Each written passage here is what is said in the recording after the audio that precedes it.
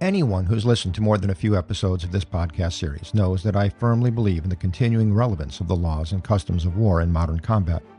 Yet, wanton attacks that clearly violate the laws of war, and particularly the deliberate targeting of civilians, feature in almost every major armed conflict in the past decade or so, not to mention a continuing state of low-level warfare in Africa. Considering that reality, how can I maintain my belief in the law of war? That's the subject of this episode of The Ancient Art of Modern Warfare. Welcome to another episode of The Ancient Art of Modern Warfare. I'm Chris Mayer, retired U.S. Cavalry Colonel and former instructor of the Army's Command and General Staff College and prior faculty at the U.S. Army and U.S. Naval War Colleges. This series of podcasts introduces enduring lessons of war, not so much for those who study war as a profession, but for anyone who wants to fulfill their role as informed citizens in our country's deliberations about war and peace. In this episode, I'm going to describe why I think some nations seem to disregard the laws of war. Iran and Russia come immediately to mind, but the International Committee of the Red Cross identifies 130 ongoing armed conflicts involving 60 states and 120 non-state armed groups. As a side note, some non-state armed groups actually do commit to following international humanitarian law, which I usually refer to by the more comprehensive term of the laws and customs of war. Now, you might hit pause for a moment here and think of some examples of armed forces that willfully violate the law of war. When you have a couple of your own examples in mind, resume play and see if my proposals are consistent with your examples. 2 centuries ago, and several decades before the first document of what we now consider the laws of war were promulgated, Karl von Clausewitz, who anyone who listens knows is my favorite military philosopher, wrote, "If civilized nations do not put their prisoners to death or devastate cities and countries, it is because intelligence plays a larger part in their methods of warfare and has taught them more effective ways of using force than the crude expression of instinct." Clausewitz's observation is fundamental to my understanding of the importance of the laws and customs of war. In almost every episode of these podcasts, I also insist that the only justification for the evils associated with war is if it brings about a more just and lasting peace. I believe that civilized nations recognize that without certain limitations to the means and methods of warfare, the inevitable result will be hatred, animosity, and a drive for revenge on the part of each of the combatants in the field, and that such feelings will endure among the defeated population long after the fighting ends.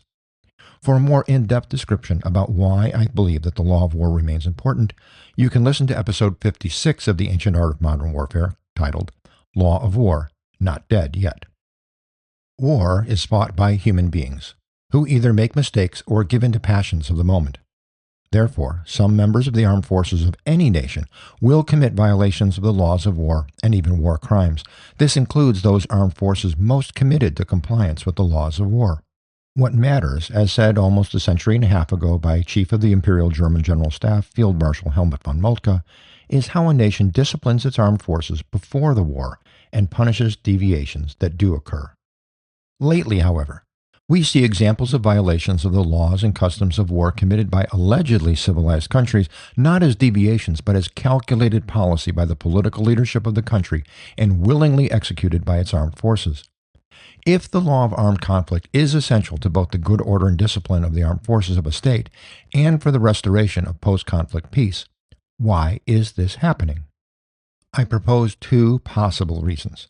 Think of these as hypotheses which could be tested through historical example, such as the examples you already have in mind, and whatever may be the outcome of current events.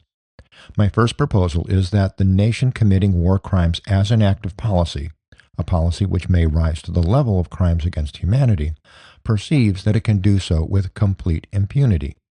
The leadership of that nation believes that no means and methods will be employed to hold that nation or its political and military leaderships accountable for such crimes.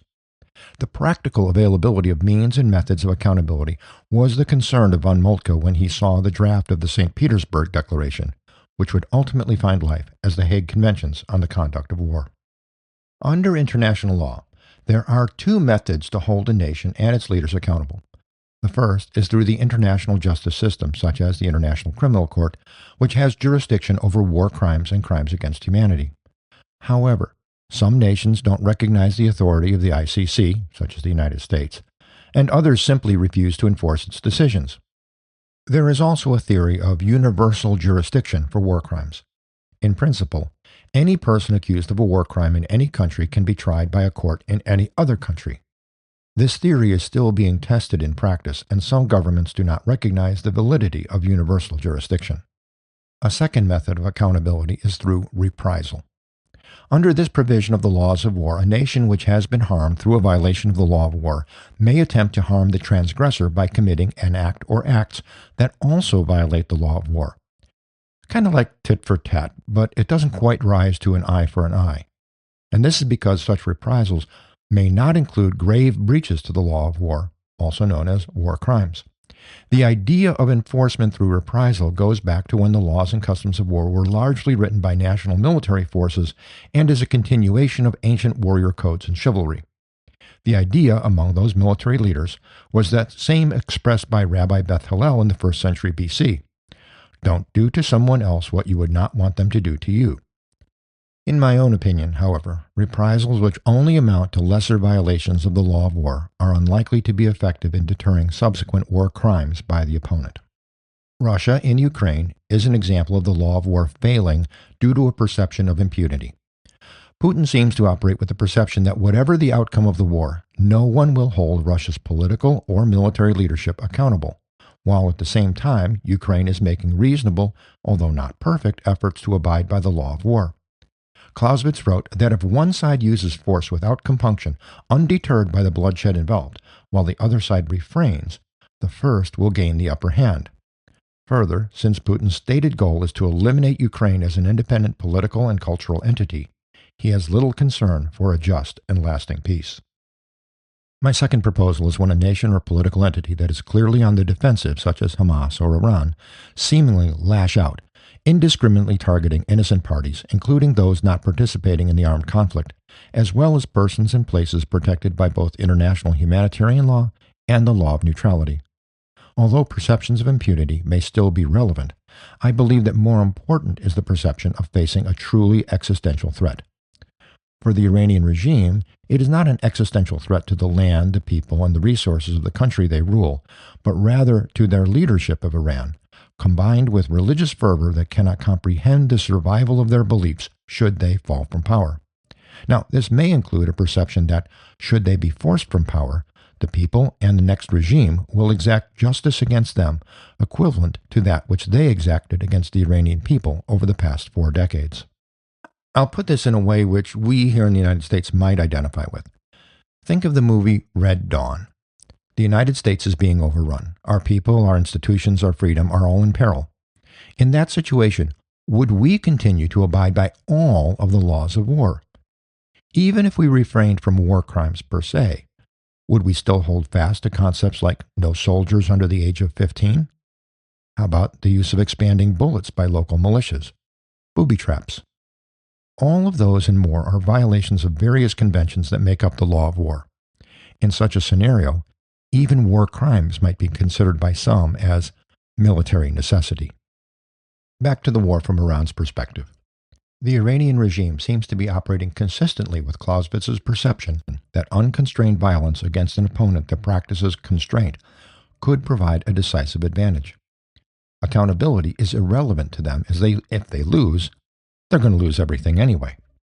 Clausewitz went on to write that in the face of this unconstrained violence, their opponent will follow suit, each driving the other to extremes. This could even be the intent of the Iranian regime, to get the United States to overreact by committing its own war crimes and lose whatever support it has from other nations and its own people. To survive, the Iranian regime or any other government in a similar situation could perceive that any retaliation by the United States or other states which have been attacked by Iran are acceptable, including the suffering of its own people through such escalation. There are also some in the dominant Shia sect in Iran who believe that bringing about a major catastrophic war with the West will force the Mahdi to reveal himself. So there's that to consider too. For the law of war to remain relevant, there must be accountability for violations, and especially for those that rise to war crimes and crimes against humanity. In the short term, callous disregard for the lives of civilians and the law of neutrality may cause more states to oppose the transgressing state, as is happening in the Persian Gulf, and can make negotiating a peace more difficult. A peace agreement that does end a war but does not include accountability for war crimes and crimes against humanity will only justify that behavior. This includes those who claim defense against an existential threat as an excuse. This cannot be an acceptable justification for war crimes, and responsible parties, those who survive anyway, must be held to account. In the long term, lack of accountability will plant seeds for the next war. When peace fails again, and it will, the precedent of impunity will almost certainly make the next war worse. I'm going to close with another thought from Clausewitz.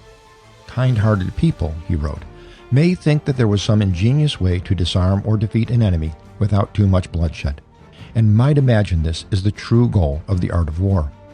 Pleasant as it sounds, it's a fallacy that must be exposed. War is such a dangerous business that mistakes which come from kindness are the very worst. The laws and customs of war intend to mitigate this destruction and bloodshed, but it will never eliminate it.